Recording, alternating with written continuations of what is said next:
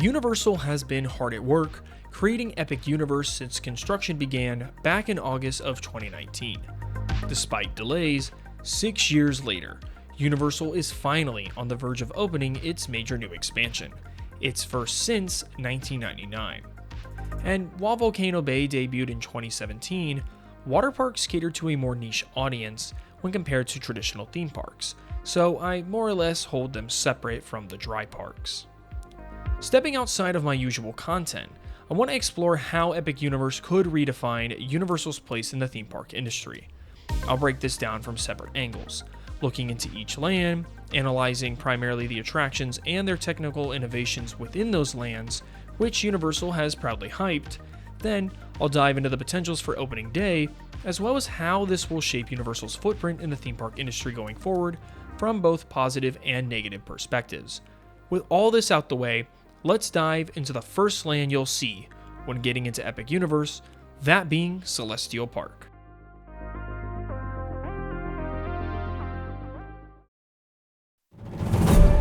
Starting with Celestial Park, this area feels like something quite special, as it's an original IP for Epic Universe, something we haven't seen since Islands of Adventure's Lost Continent. This land will feature 2 attractions. The first is Constellation Carousel, described as a standard carousel with a unique figure 8 path. The second attraction is Stardust Racers, a dueling multi-launch coaster that looks like it might be the closest thing we've seen to a spiritual successor for Dueling Dragons. What makes this even more exciting is the ride system, which is said to be similar to that of Velocicoaster, and if you've ridden that attraction, then you know just how fast and intense it can be. This really feels like Universal is combining the speed and thrills of Velocicoaster with that dueling aspect from Dueling Dragons, paying homage to the attraction that was once a highlight of Islands of Adventure. This has all the makings of a top-tier thrill ride for the park. Now, looking at Celestial Park as a whole, this land is especially important because it serves as the gateway to Epic Universe. It's the first area guests will enter before seeing the other 4 lands, which makes it the very first impression guests will get. And those first impressions matter. While Celestial Park may not be the main draw for everyone, it absolutely sets the tone. If this land delivers, and from everything we've seen it looks like it will, it could raise expectations and build excitement for everything else Epic has to offer.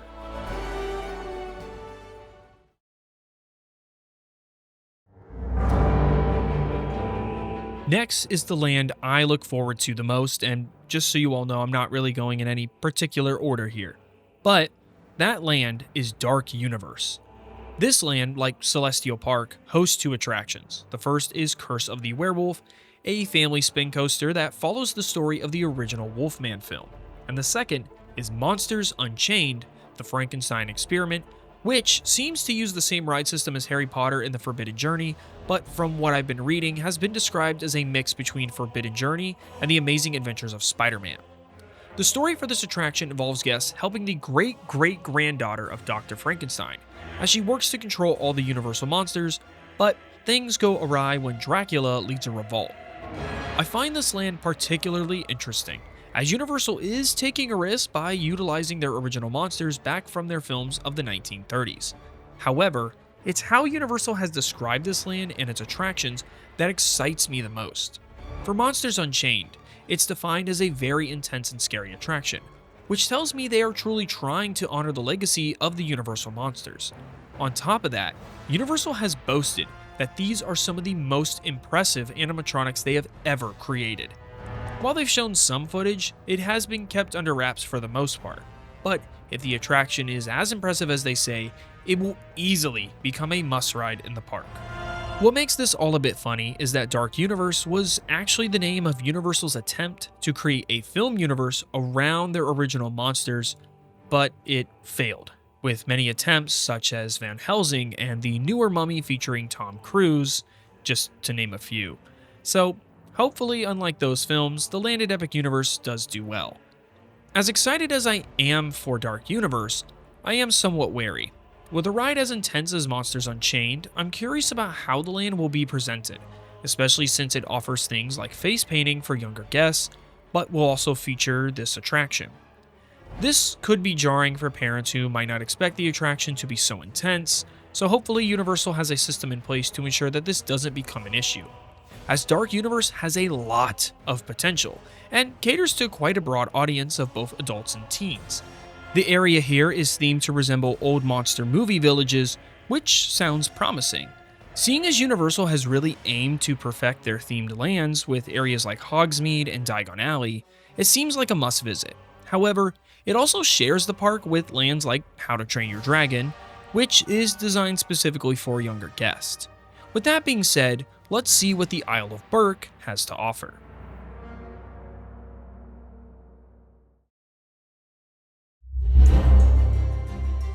As for the Isle of Berk, this is a land I have probably heard the least about. While its main demographic for appeal is of course a younger audience, I think that's perfectly fine, as Universal has never really strived for a larger kids section. Typically their offering would be something much smaller like Kids Zone, or now known as DreamWorks Land, at Universal Studios Florida. And while that smaller land is fine in its own right, I'm excited yet intrigued to see how the Universal creative team can take this idea and flesh it out more with the Isle of Berk. With that being said, this is the only land in the park that does not seem to have an e-ticket attraction, as it focuses on smaller scale and family-orientated attractions. However, what seems to be the bigger of the attractions for this land are Hiccup's Wing Gliders, a family coaster which rides through the land and skims along the top of the lagoon. The other being Fire Drill, which in short is Disney's Buzz Lightyear but with water, and Universal has stated that you will get quite soaked on this ride. Finally, there is one more attraction, but it's definitely not a bigger one and is more carnival-esque, which is a dragon flying ride, which I'll put on screen here now so that you can see. With Universal already announcing a more kid-friendly park opening in Texas, I think this is a great step to see what they're capable of on a smaller scale. And obviously, the success of Epic and Isle of Berk alone will instill confidence in Universal's ability to create that park. I also think having lands where parents and kids can enjoy them both together, as well as having lands where people can be separate, is a fantastic idea. Speaking of lands that are able to be enjoyed by both kids and adults, let's go over to a land Universal has tons of hype from for all ages, that being the Ministry of Magic.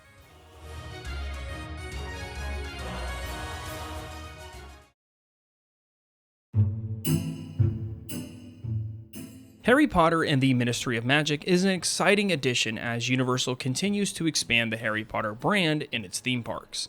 As one of the most, if not the most popular lands in the parks now, it's only natural that Universal would want to continue building on that success.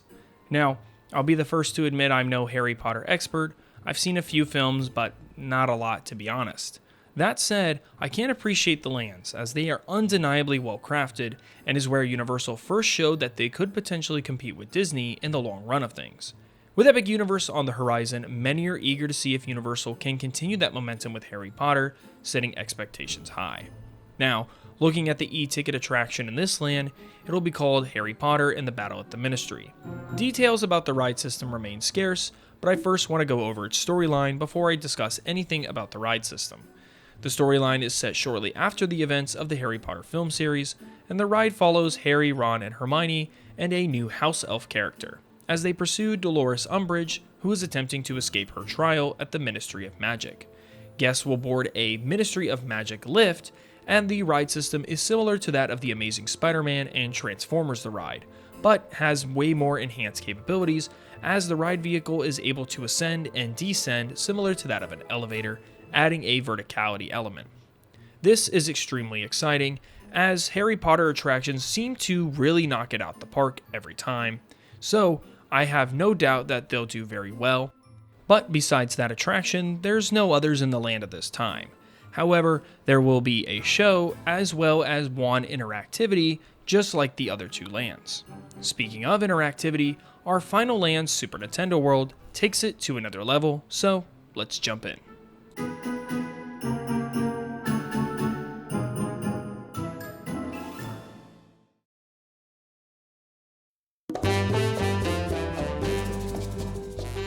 For the final land we'll cover at Epic Universe, we have Super Nintendo World. While all versions of this land across Universal's parks share the same name, the Epic Universe version looks to be the most expansive yet. From what we've seen so far, it's significantly larger than its counterparts in Hollywood and Japan, which are much more compact by comparison. Super Nintendo World can be accessed like many of the other lands, through a themed portal. However, in this case, it's the iconic green pipe straight out of the games. Once inside, guests will find 3 major attractions. The first is Mario Kart Bowser's Challenge, where guests team up with Mario, Luigi, and Peach to take on Team Bowser. This ride is already available in both Hollywood and Japan, and while I haven't ridden it myself yet, it stands out thanks to its use of augmented reality glasses, blending physical sets with screens. Even though I'm familiar with how the ride works, it didn't seem to generate a ton of buzz when it debuted, at least to my knowledge, as it first debuted in Japan and then later in Hollywood. Next is Yoshi's Adventure, a family-friendly omnimover that takes guests on a scenic tour around Super Nintendo World. And finally, there's one of my most anticipated rides in the entire park, Donkey Kong's Minecart Madness, which takes place in its own dedicated section of the land. Interestingly, if you're in the US, Epic Universe will be the only place to experience the attraction, since the Japan park is the only other location that has it for now. To reach it, guests will pass through a tunnel into a lush, tropical-themed area. From everything we've seen so far, Minecart Madness is shaping up to be incredibly popular. What makes it especially exciting is its innovative use of the mechanical arm system, which creates the illusion of jumping off the track, just like in the games.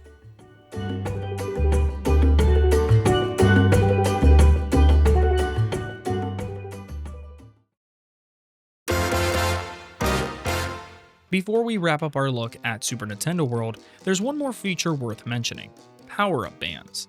These interactive wristbands are a mix between Disney's Magic Band and the interactive wands used in the Wizarding World of Harry Potter.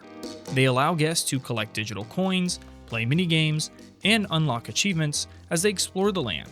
It's a great way to bring the environment to life and keep guests engaged beyond just the rides. Back when I worked at Universal, I remember them mentioning that they had just signed a deal with Nintendo, but it would be years before anything materialized. Once the news eventually broke, fan speculation went wild. People were predicting attractions themed to Pokemon, The Legend of Zelda, and more, and while those haven't happened yet, I wouldn't be surprised if they show up in the future. Universal has already stated that Epic Universe was designed with expansion in mind, and one of those sections that have expansion near them would be Super Nintendo World.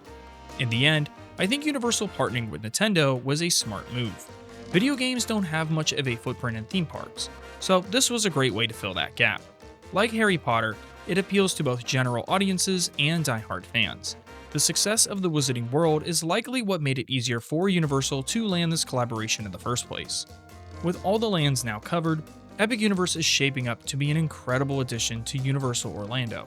But before we finish, let's take a step back and look at the park as a whole, including some of the things that could make or break it depending on how everything plays out at launch and beyond.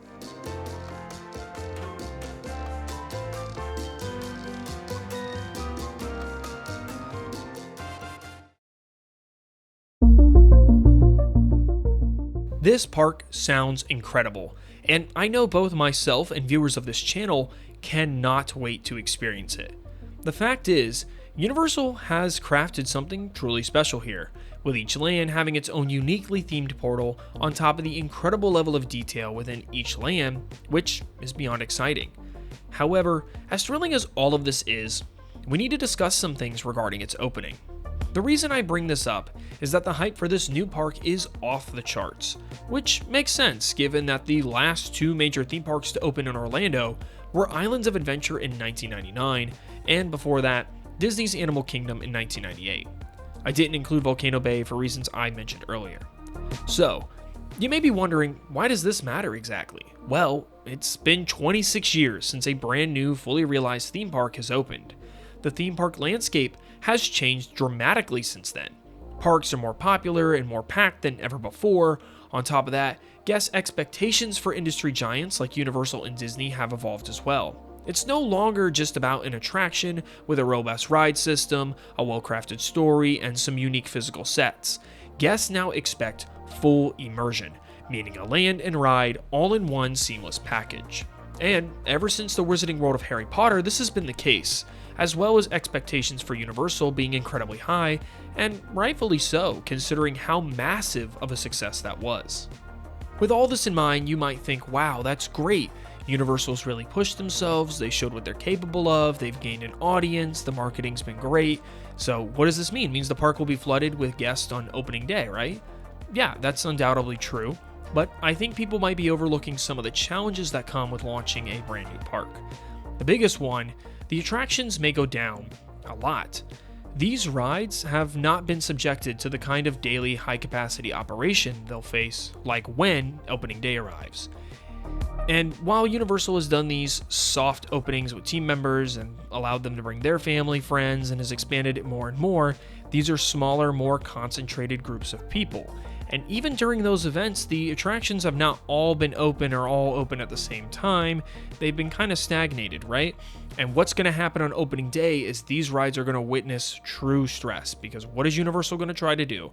Move guests through as fast as possible with these egregious wait times, and they're going to try to provide that same experience every time, and that's not guaranteed. So, in a best case scenario, there will be occasional downtime, but it won't significantly impact the guest experience. While some people will undoubtedly get more unlucky than others, it won't be so disruptive that it damages Universal's reputation. However, in a worst case scenario, the attraction could face a plethora of issues, leading to frequent breakdowns, longer downtimes, guest frustrations. If that happens, and it happens too often, it could hurt Universal's brand perception. So much so that all the money and effort spent on Epic Universe might not pay off until they can get everything running smoothly. A lot is riding on Universal with this park, and that much is clear. Universal is banking on its success, having already announced the upcoming kids park in Texas, like I mentioned earlier, along with the new information about a planned park in the United Kingdom. This project marks a major step toward Universal becoming bigger than ever before, and if it doesn't succeed, I wouldn't be surprised if those future parks halt construction or are outright scrapped. But with how transparent they've been, offering sneak peeks through small video updates, which if you haven't seen, I highly recommend, and I'll have them pinned below. Alongside a strong marketing push, I really see this being a major win for Universal if everything goes as planned. And I do believe it will, for the most part. This could mark a true turning point in the Orlando theme park scene. Now, I'm not saying Universal is going to dethrone Disney or put them out of business, but it does mean something significant for how families plan their vacations. A family that might have once booked a 5-day Disney trip may now reconsider, choosing instead to spend 3 days at Disney and the remaining time at Universal Studios, Islands of Adventure, and Epic Universe. What used to be a 1 or 2 day detour to Universal is evolving into a full vacation destination in its own right. This shift is happening in part because Disney has made some questionable decisions in recent years. From the rollout of Genie Plus and the end of free Fast Passes, to rising ticket prices and the removal of complimentary perks like the Magical Express, Disney has created a perception that guests are paying more while getting less. Meanwhile, park reservations and fluctuating crowd control policies have only added to the frustration, making what used to be a magical, spontaneous trip feel more like a carefully managed spreadsheet. And while the most recent D23 announcements teased a few interesting projects, many of them were vague or felt more like blue sky ideas rather than concrete plans. There's a growing sense that Disney is coasting on its legacy, while Universal is actively innovating, investing in new lands, new ride technology, and a clear long-term vision. Epic Universe isn't just another park, it's a bold move that expands their resort into a true multi-day experience. Over time, this momentum shift will impact Disney, whether financially or in how they're forced to rethink pricing, perks, and even their creative direction. If Universal pulls this off, and it looks like they will, it could fundamentally rebalance the power dynamic in Orlando's theme park landscape. Regardless, I'm beyond excited for Epic Universe and everything Universal has in store, and I hope you are too.